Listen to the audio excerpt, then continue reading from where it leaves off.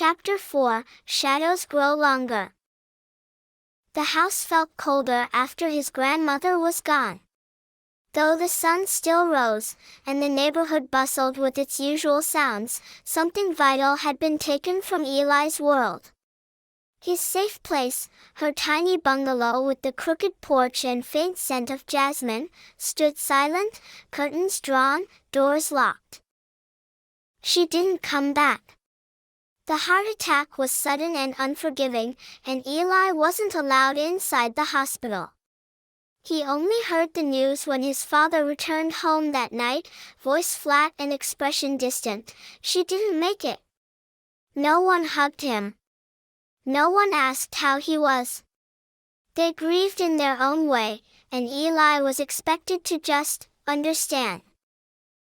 In the days that followed, relatives visited, people cried in the living room, casseroles came and went. But no one really spoke to Eli. They patted his head or mumbled, "Poor boy," but no one looked into his eyes. He slipped through the cracks, a silent ghost moving through the rooms of his own home.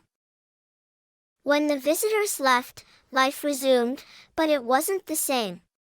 Eli found himself sitting on the steps of the abandoned bungalow, staring at the weeds already beginning to curl along the fence.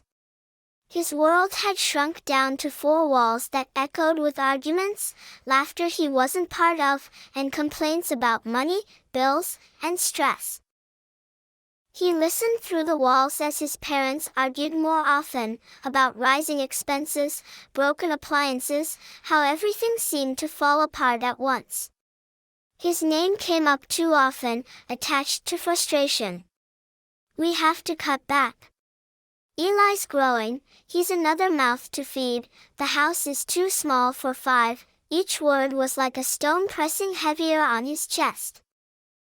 But while his sadness festered, something else quietly took root. Eli's hands, once guided by his grandmother, grew steady. His fingers remembered how to patch things, how to fix what was broken.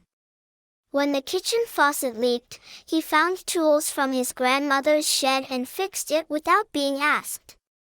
When his mother's favorite stool cracked, he sanded it down and repaired it. No one noticed, but he felt something stir inside, like he was building a part of himself that no one could take away.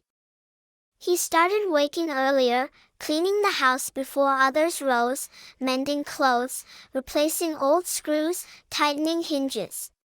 His siblings didn't thank him, often blaming the youngest for things gone wrong, but Eli stayed silent.